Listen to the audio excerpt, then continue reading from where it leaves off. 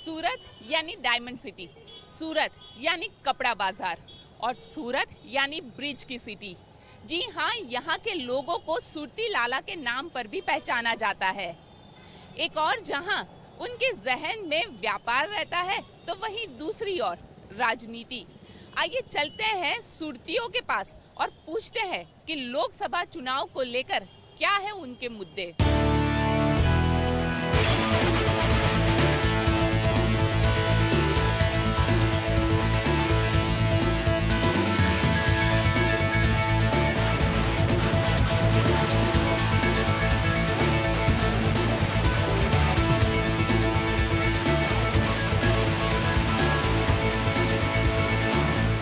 गुजराती में कहावत है कि सूरत नु जमण अने काशी नु मरण, यानी सूरत का खाना और काशी में मृत्यु ये नसीब वालों को ही मिलता है।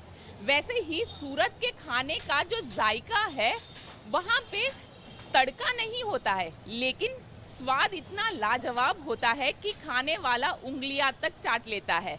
आप देख सकते हैं सूरत की चाहे लोचो हो, सूरत का चाहे बटाका पूरी हो या सूरत की उंधिया हो, हर चीज़ में एक अपना स्वाद है, एक अपना जायका है और ये चीज़ सूरत के लोगों का अपना खुद का मिजाज भी बताती है।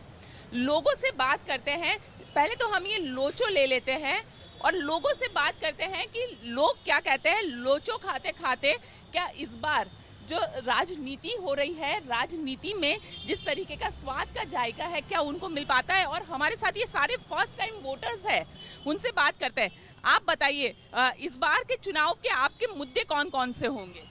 जी, मेन मुद्दे तो एम्प्लॉयमेंट क्रिएशन रहेगा, जॉब क्रिएशन और फार्मर की सहाय रहेगी, क्योंकि कई सारे फार्मर सुसाइड कर रहे हैं बिना सहाय के। उनको महंगी महंगी लोन लेने पड़ती है, फिर चुका नहीं पाते कई कारण से। तो फार्मर का वो रहेगा और जॉब क्रिएशन रहेगा, क्योंकि अनएम्प्लॉयमेंट की बहुत ही प्रॉब्लम। एज ए यूथ तो जॉब क्रिएशन ही लगता है, क्योंकि हमारा फ्यूचर उस पर ही डिपेंड करता है। इसलिए आप बताइए, आप कौन से मुद्दे को नज़र में रख के वोट डालेंगे इस बार? अभी पाकिस्तान ने 2 बार हमला किया है हम पर, तो मोदी सरकार ने उनको जवाब में 2 बार सर्जिकल स्ट्राइक की है। तो अभी सर्जिकल स्ट्राइक को महत्व में रखते हुए कि मोदी जी ने हमारी इंडियन आर्मी को छूट दे दी थी कि आप करारा जवाब दीजिए, तो ऐसे हम युवा धन को भी ऐसा जोश मिलता है कुछ नया काम करने के लिए और करारा जवाब देने के लिए। तो मैं अंत में ऐसा ही कहूँगा, मैं भी हूँ चौकीदार। अच्छा, आप भी है चौकीदार, आप है चौकीदार? यस। खास तो जो अभी रेप किस्से बढ़ रहे हैं, सूरत में भी आजकल रेप बहुत बढ़ रहा है, ये सब को ध्यान पे रखते हुए इसको कैसे कम किया जाए, ये अगत्य का मुद्दा होगा इसके चुनाव में। और अभिनंदन जी को जिस तरह से पाकिस्तान को 2 ही दिन में छुड़वाना पड़ा, मोदी जी की इस राजनीति को सैल्यूट है। नमो अगेन। नमो अगेन का नारा सूरत के लोग लगा रहे हैं। साथ ही ये बताइए कि मुद्दा कौन सा होगा इलेक्शन में, आपका मुद्दा कौन सा होगा जिसको नज़र में रख के आप वोट डालेंगे? मुद्दा तो अभी किसानों का है और डेवलपमेंट भी अभी होना चाहिए, जो कुछ है। ये बताइए कि सूरत में पाटीदारों का बहुत चलता था, पाटीदारों की अच्छी खासी पकड़ है सूरत पर, तो वैसे में लगता है हार्दिक पटेल ने कांग्रेस ज्वाइन किया है, वो इफेक्ट करेगा? पाटीदारों को तो सूरत में पहले से रहा ही है, तो इफेक्ट तो आएगा बिल्कुल ही। पाटीदारों को इफेक्ट तो आने ही वाला है, क्योंकि as a majority public effect तो आएगा। आपको लगता है? वैसे तो कोई ऐसा हो सकता है कि वोट